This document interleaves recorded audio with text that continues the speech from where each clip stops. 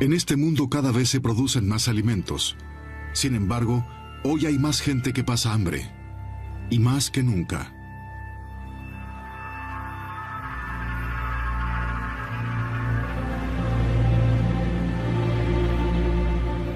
Según las Naciones Unidas, la agricultura mundial podría alimentar a 12.000 millones de personas.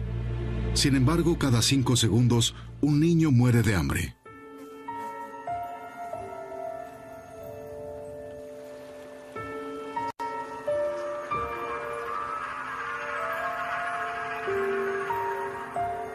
¿Qué está funcionando mal en la solución de uno de los problemas más acuciantes de la humanidad?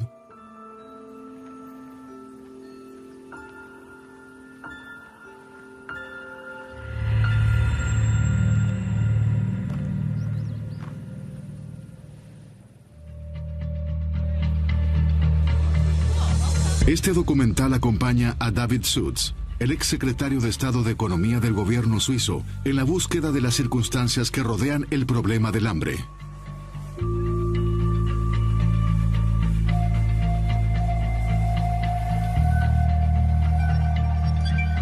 ¿Qué papel representan las bolsas de comercio de materias primas modernas?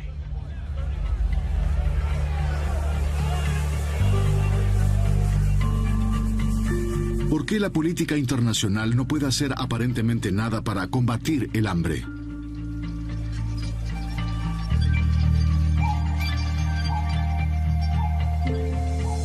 ¿Qué pueden hacer los gobiernos del tercer mundo? ¿Y qué es lo que está en manos de las personas afectadas directamente?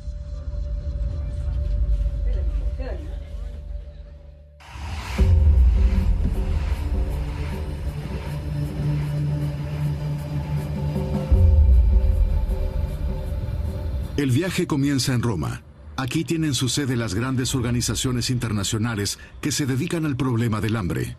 Cada año la FAO publica sus estadísticas y las cifras actuales son alarmantes. Más de 1.000 millones de personas están obligadas a pasar hambre. Y esto a pesar de que nuestra tierra, según la FAO, podría alimentar a cada uno de sus habitantes.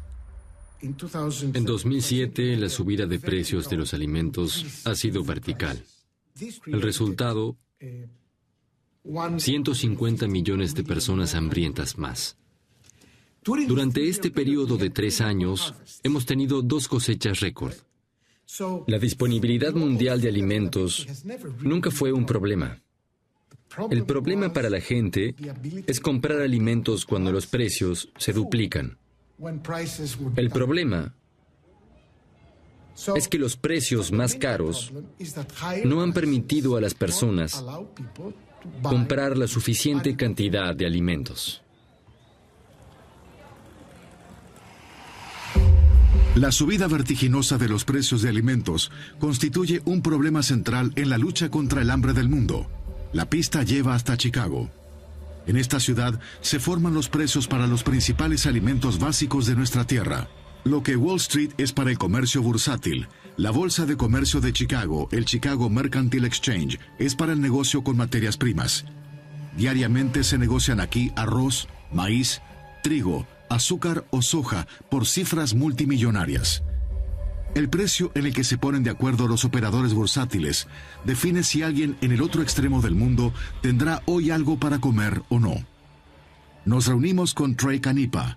Desde hace 14 años es operador bursátil en Chicago. Nos lleva por un mundo que pocos conocen, pero que a pesar de eso, determina la vida de muchos. La mayor parte del comercio mundial con productos agrícolas pasa por los escritorios de la Bolsa de Chicago, y por lo tanto, esta plaza bursátil es la que tiene la última palabra.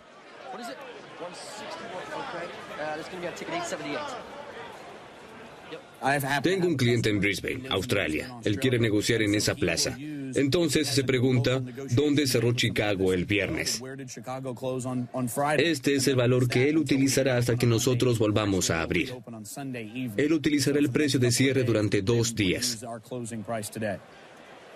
A menudo se responsabiliza a la especulación por la subida de precios de las materias primas.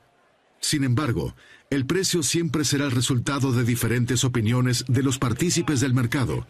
Siempre hay uno que especula con un alza de los precios y otro que hace lo contrario.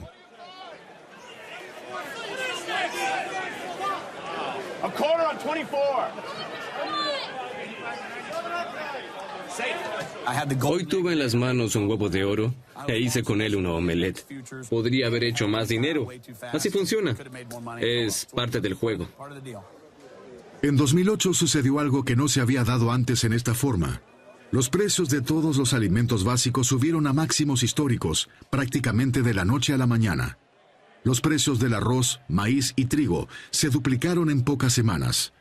Entre los operadores bursátiles cundió un pánico tal que encima aumentó el efecto adicionalmente.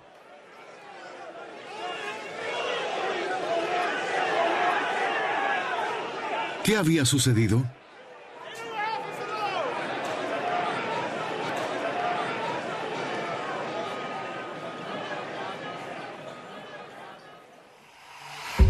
La exorbitancia de la subida de precios de 2008 ya nada tenía que ver con las fluctuaciones de precios normales y generó una crisis de hambre que fue dramática en todo el mundo. Nos proponemos averiguar quién se ha beneficiado de esta alza de precios. Por eso visitamos a un agricultor estadounidense. El establecimiento agrícola de John Phipps queda a unas 3 horas de Chicago.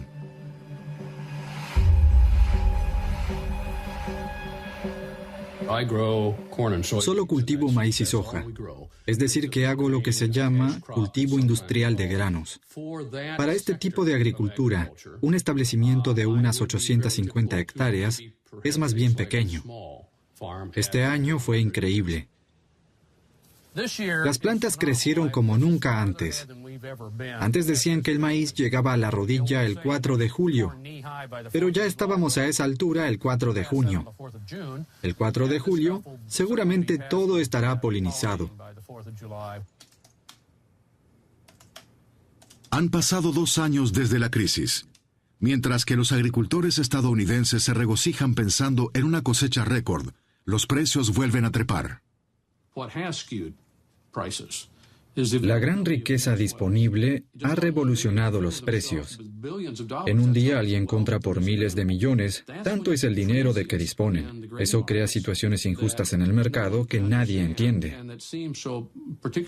Siempre tenemos que encontrar un camino para saber qué hacer con todo ese dinero. Precisamente hay que invertir en algún sitio esa riqueza acumulada. Una parte de la volatilidad del mercado, cuya causa se atribuye a otros motivos, se debe a que el dinero busca invertirse. Solo un 10% de la producción agrícola mundial se negocia en las bolsas internacionales. Tras el desplome de los mercados inmobiliarios y bursátiles, mucho de ese dinero se dirigió a este mercado estrecho e intensificó de forma generalizada las fluctuaciones de precios. Queremos que Mark Gold nos cuente qué significa todo esto para la evolución de precios a largo plazo. En otro momento, Gold también fue dueño de un establecimiento agrícola. Hoy asesora a agricultores estadounidenses sobre cómo sacar mejor provecho del mercado. Los agricultores estadounidenses creían que después de la introducción de los fondos sobre índices no volvería a haber maíz a $2. Pero estaban equivocados. Eso sucedió entre 1996 y 2005. ¿Por qué no de nuevo? No veo el motivo. Por supuesto que hubo unas cuantas subidas, pero este precio promedio muestra que es el mismo desde hace 35 años. Sí, hubo subidas máximas breves que causaron más hambre. Estas 2 subidas quizás fueron distorsionadas por los fondos indexados. Los mercados no subieron porque sí, pero tampoco subieron por culpa de los fondos sobre índices. Estas compras inciden parcialmente en la oferta y la demanda. Los fondos sobre índices no pueden ser jamás más fuertes que el mercado en sí.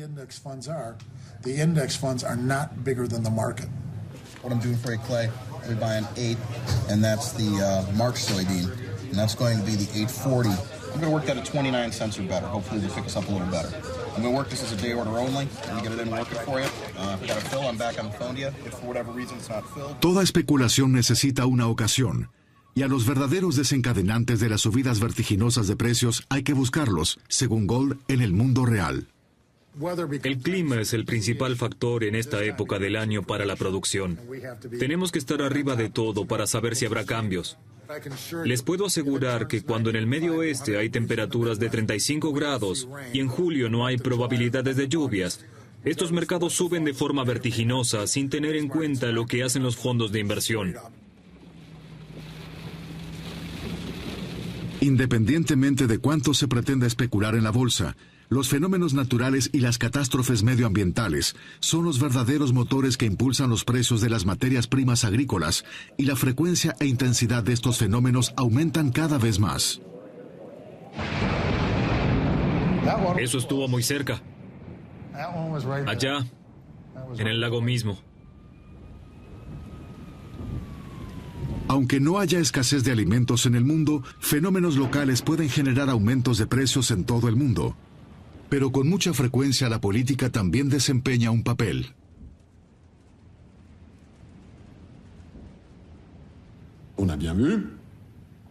Durante la crisis del arroz, aquellos países que tenían restricciones para las exportaciones empeoraron la subida de los precios internacionales, en perjuicio de aquellos otros países que estaban obligados a comprar en el comercio internacional.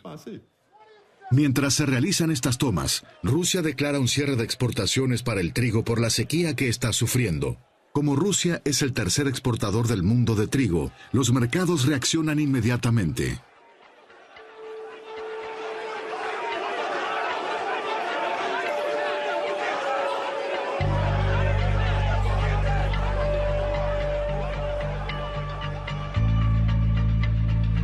Las subidas de los precios de los alimentos constituyen un problema para aquellos países que tienen que importar sus alimentos básicos. Viajamos ahora a Senegal, un país donde el 70% de su población vive de la agricultura y que aún así no puede alimentarse a sí mismo. Senegal depende de la importación de sus alimentos básicos.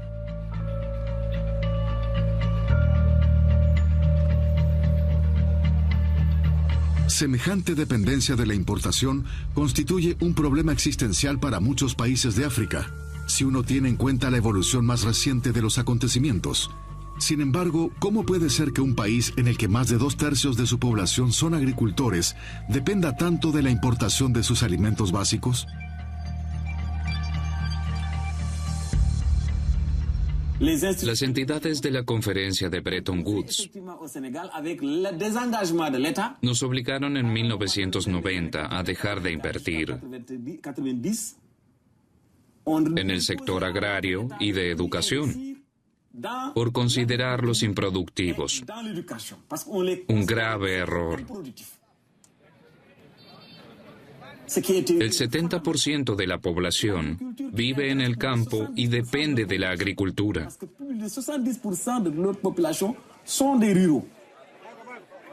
Esa medida ha arruinado nuestra agricultura. La población huye a las grandes urbes, sobre todo a Dakar.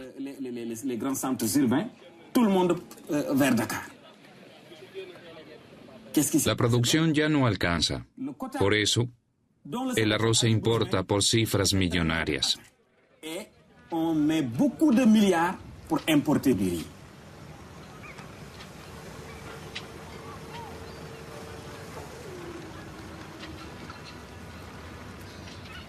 En 2008, una crisis alimentaria asoló Senegal. Teniendo en cuenta que los hogares senegaleses tienen ingresos menores y dada la crisis financiera que se había desatado en ese momento, no se veía una salida para esta situación. Antes, la mayoría de los países de África podía abastecerse a sí misma. La dependencia actual es, entre otros motivos, el resultado de influencias externas. En todos los países donde el Fondo Monetario Internacional obliga a seguir un programa de adaptación de estructuras por cuestiones de reestructuración de la deuda pública, es donde crece la pobreza. Senegal importa el 72% de su arroz y la mayoría de las tierras fértiles están ocupadas por plantaciones de maní, cuyos productos están destinados a la industria alimentaria de Francia, es decir, a la industria de aceite vegetal de Francia.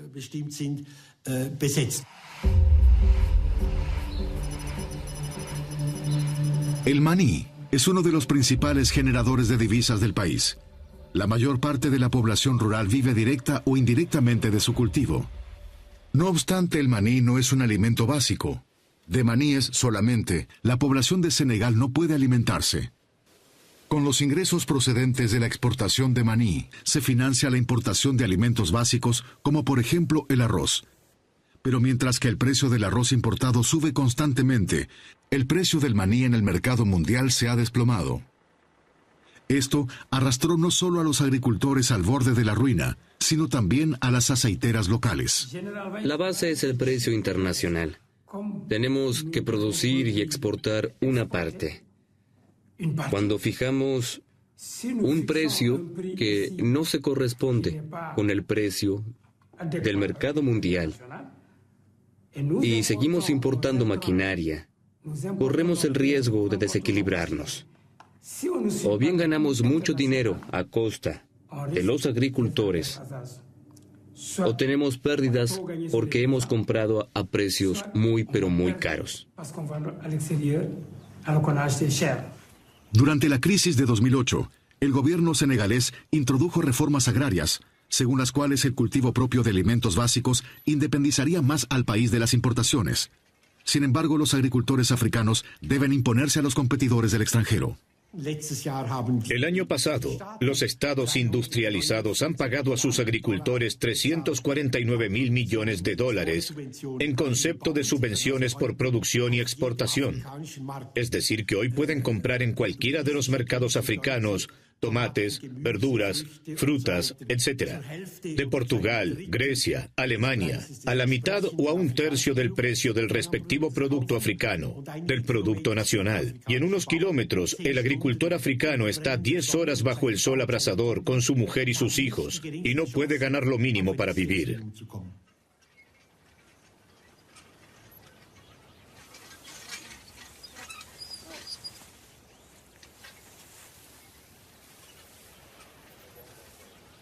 En un mundo globalizado cuentan la productividad y la eficiencia de costos.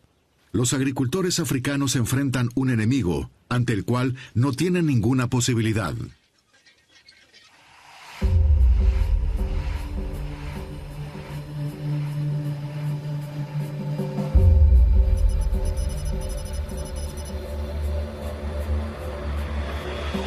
De regreso al rancho de John Phipps.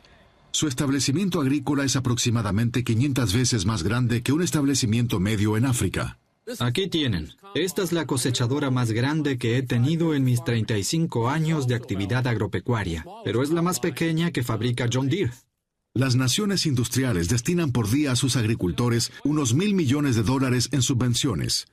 Esto es 30 veces más de lo que se dispone en total para la cooperación para el desarrollo agrícola en todo el mundo. Durante toda mi carrera, siempre consideré que las subvenciones agrícolas eran injustas y moralmente irresponsables. Yo las recibo porque sí, no porque haga algo para obtenerlas o porque las merezca especialmente, sino porque tengo estas tierras. Cuando uno recibe subvenciones por $10 la hectárea, lo primero que se le viene a la cabeza a uno es comprar más tierra con este dinero. Todos perseguimos la misma meta. Todos queremos crecer.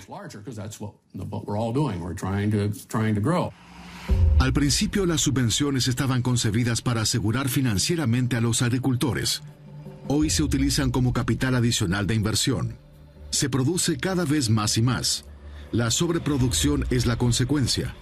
Una gran parte de esta sobreproducción se exporta y termina inundando los mercados del tercer mundo. En Iowa nos encontramos con Tom Ute. Les voy a mostrar ahora nuestros establos de cerdos. Son 3. Cada corral tiene las dimensiones de 5 canchas de tenis y alberga 1.350 cerdos que se engordan con forraje. Tom también recibe anualmente subvenciones del gobierno estadounidense. No tiene ninguna importancia si él las necesita económicamente o no.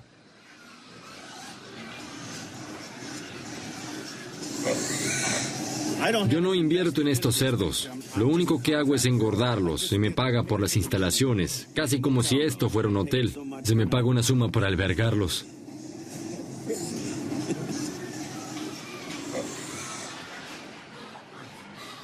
En este país se produce demasiado. Tener de más siempre es mejor que no tener. El excedente se podría destinar a otros países. ¿Se usan realmente los excedentes? ¿O en estas exportaciones de excedentes se esconden más bien intereses propios? Los programas de ayuda de alimentos de los Estados Unidos no elevan sus cifras cuando se constata que hay una gran necesidad en países en vía de desarrollo, ni cuando en esos países se pierden las cosechas, sino cuando la cosecha en Estados Unidos es elevada. Es decir, que esto es en realidad la confirmación de que aquí se realiza una especie de eliminación de excedentes.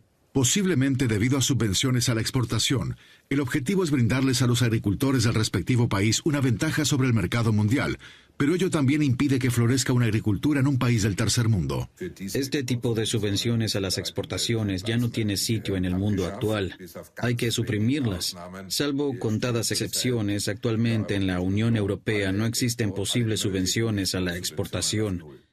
Europa está dispuesta a suprimirlas, pero exigimos que los demás estados industrializados también hagan lo mismo.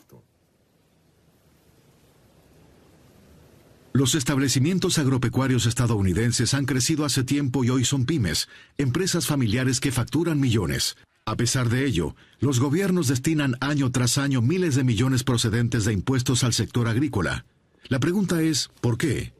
Regresamos a Illinois, al Farm Bureau, la organización estadounidense que agrupa establecimientos agropecuarios. Las subvenciones anuales ascienden hoy a un promedio de 10.000 millones. Los agricultores de Estados Unidos saben cuánto reciben los agricultores de otros países. Como un nadador olímpico que dice, otros podrán llevar este traje de baño, pero yo no. Siempre quieren la herramienta más competitiva. Naturalmente también hay subvenciones lógicas. De los 360.000 millones que Occidente destina anualmente a la agricultura, una parte va a la conservación del ecosistema y del paisaje. El resto es dinero que probablemente podría invertirse mejor.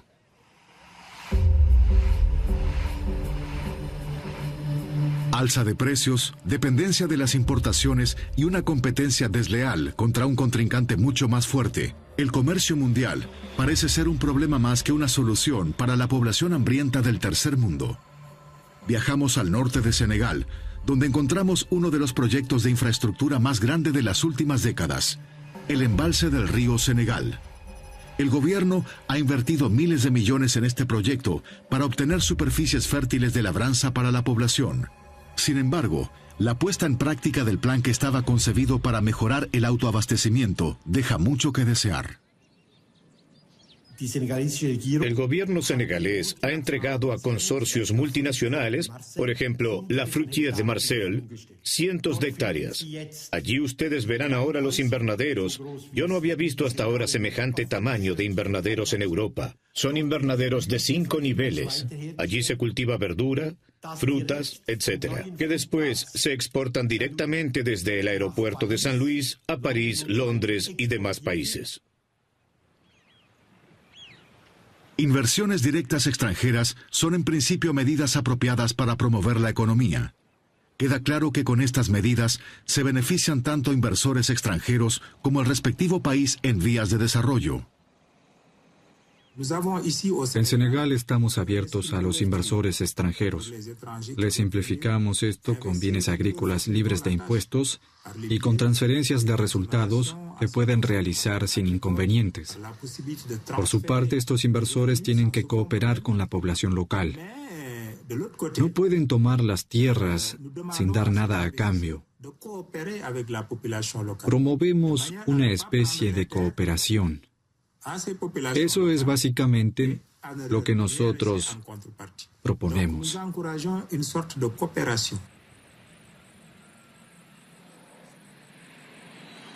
Buscamos indicios de tal cooperación, pero esto parece ser más bien una convivencia.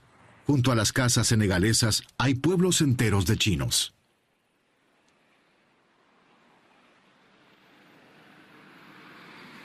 Whichever land they choose La tierra que uno quiere trabajar, esa tierra ya está ocupada. Casi no hay tierras desocupadas. Cuando la tierra está habitada, consideramos importante que se informe a la población. De esta forma, la población puede decidir si vienen inversores por propio interés, sin tener en cuenta qué pasará con los habitantes, o puede negociar con ellos. Esto está faltando, en nuestra opinión, aún hoy.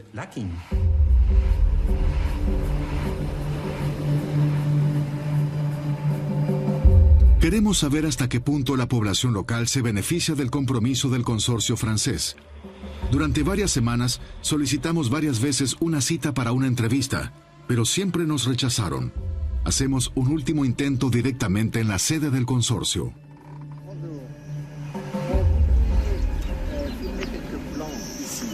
Nos gustaría visitar algunas plantaciones. Hemos solicitado ya la autorización. Pese a no tener esta autorización, quisiéramos hacer un intento.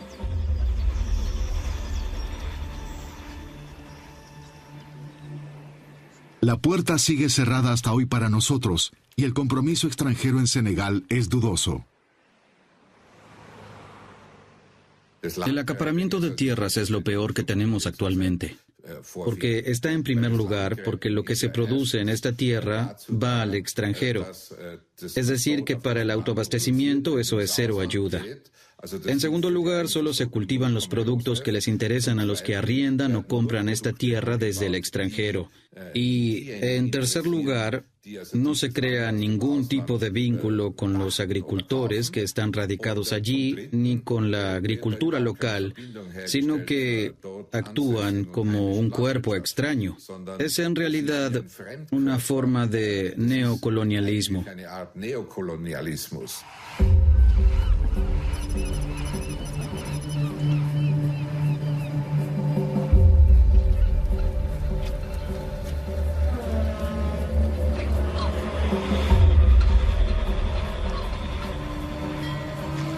El interés por África parece ser grande, pero no tanto por sus problemas, sino por sus recursos. Y Senegal, por ejemplo, tiene para ofrecer muchísimo más que meras tierras fértiles.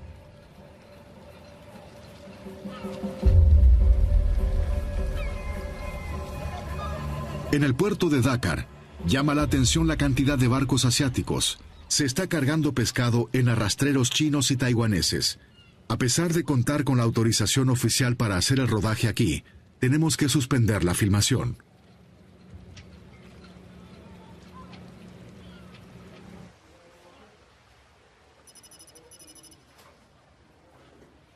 Queremos descubrir de dónde vienen estos pescados y seguimos la costa hacia el sur.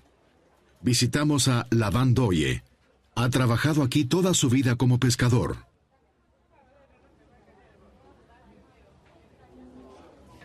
Thiebudien, arroz y pescado. Es el platillo nacional.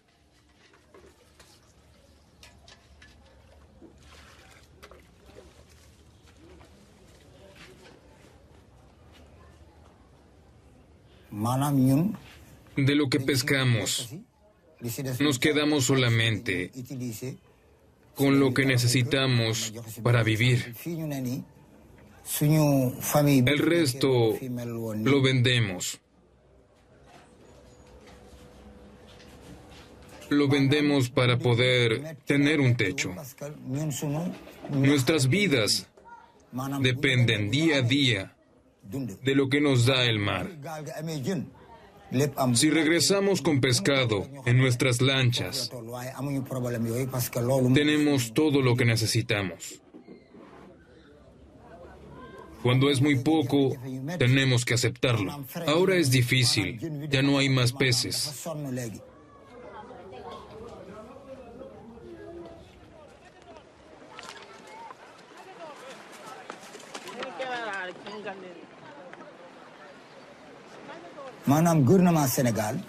Nuestro gobierno reparte licencias a buques extranjeros que pescan en profundidades prohibidas.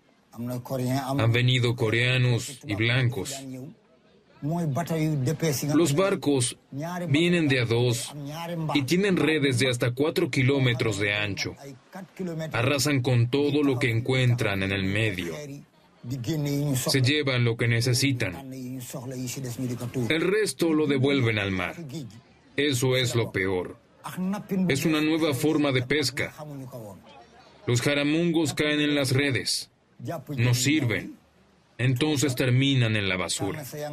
No reconocen el daño que ya le están haciendo al mar.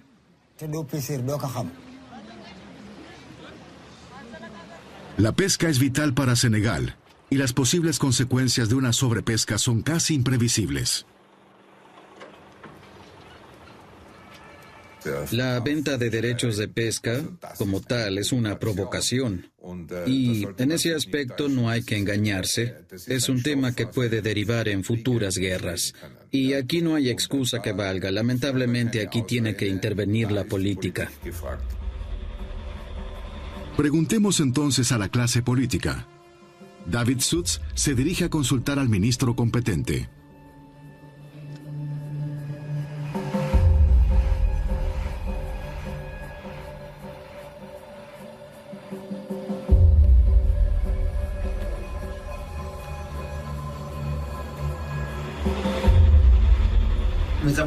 Hoy estuvimos en el puerto.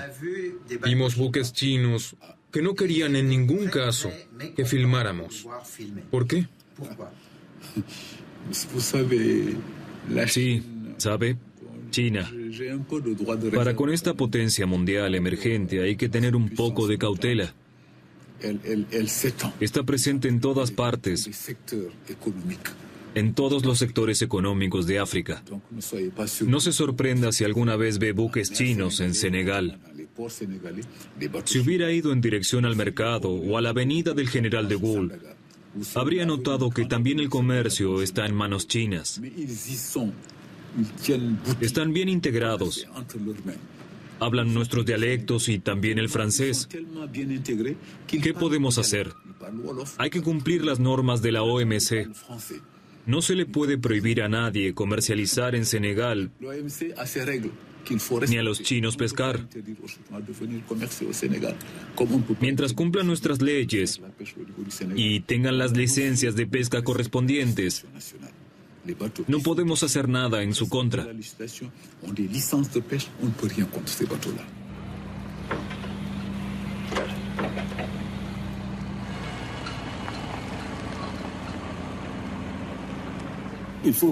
El Estado debe suscribir acuerdos para recuperar la pesca para nuestros pescadores senegaleses y también para asegurar nuestra población de peces. Las personas tienen que tomar las riendas de sus propias cosas. Nos enteramos de que en un pueblo pequeño la población hace exactamente esto. En el sur de Senegal, a una media hora de la carretera asfaltada más cercana, hay un pueblo llamado Komodun. Los casi 300 habitantes viven del cultivo del maní y del mijo. No hay ni agua corriente ni electricidad.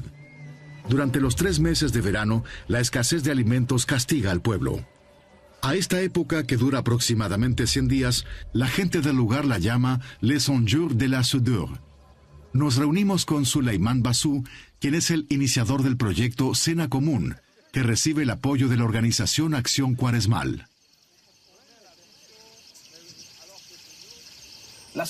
Cuando se ha consumido toda la cosecha y la nueva todavía no está lista, nos encontramos en el periodo de transición. Es un periodo peligroso. Se pierde todo porque se ha empeñado todo lo que uno tiene. Cuando no se tiene para comer, no se puede ir a trabajar.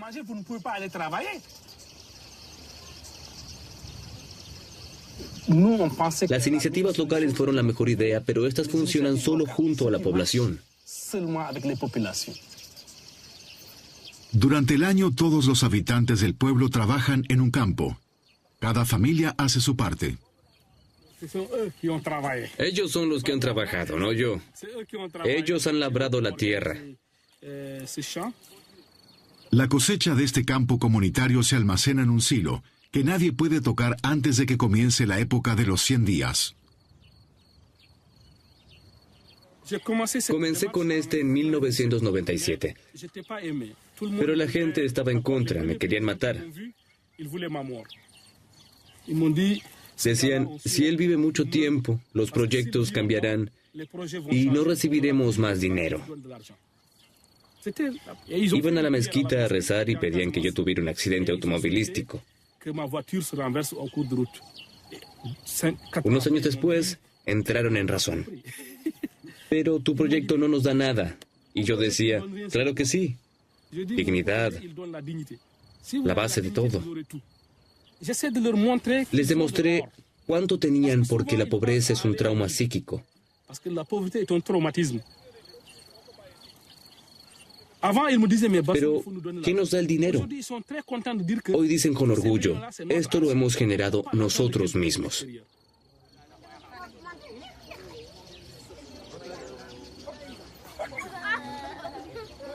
Creo que lo importante es el enfoque ascendente, como se dice ahora, es decir, desarrollar las cosas desde la base. Hay que dejar de mirar todo a través del cristal de los europeos o estadounidenses, y también hay que dejar de hacer esto. Queridos africanos, nosotros sabemos cómo funciona la cosa. Hagan solo lo que les decimos y entonces las cosas saldrán bien.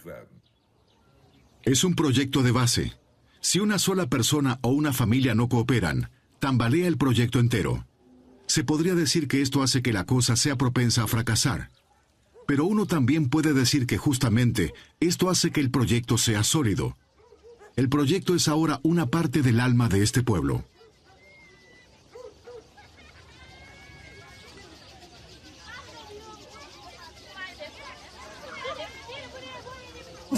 Tenemos un programa de alcance nacional. Son 12 regiones, 350 pueblos, y en los próximos 3 años serán 650 pueblos.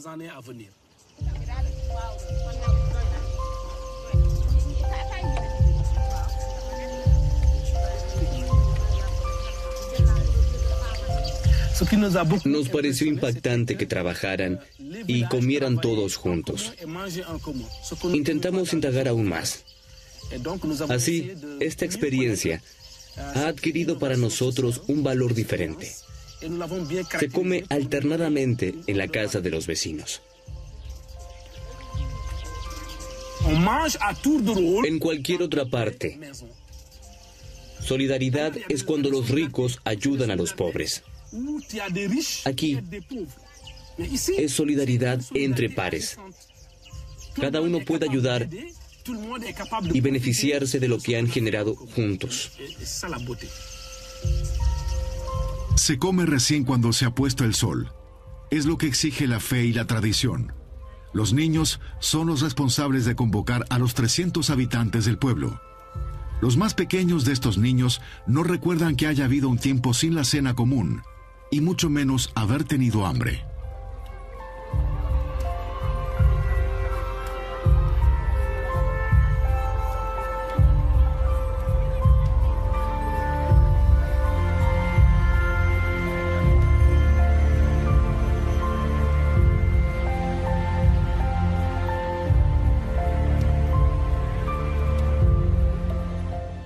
Podemos alimentar al mundo hasta el 2050, pero debemos ir sobre seguro de que alimentaremos a todos. El 75% de la tierra potencialmente cultivable está en África y en América del Sur. Todos los demás países no tienen apenas más tierra para cultivar.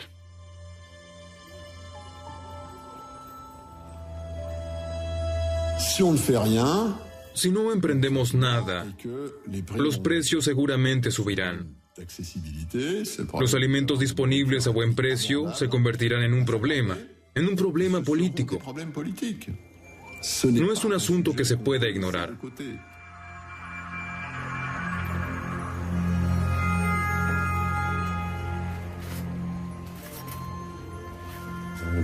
Tenemos que ponerle fin a la situación del hambre. El único camino posible lleva a los agricultores de los países mismos y a las empresas internacionales que cumplen un papel importante en los países más pobres. Sin embargo, esa no es la solución. La solución está en ellos mismos.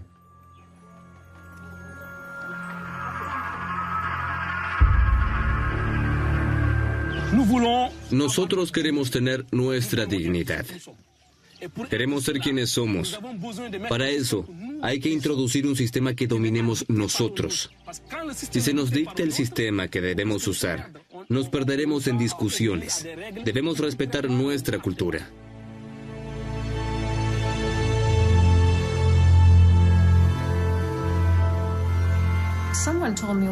Tiene que existir el hambre y la pobreza.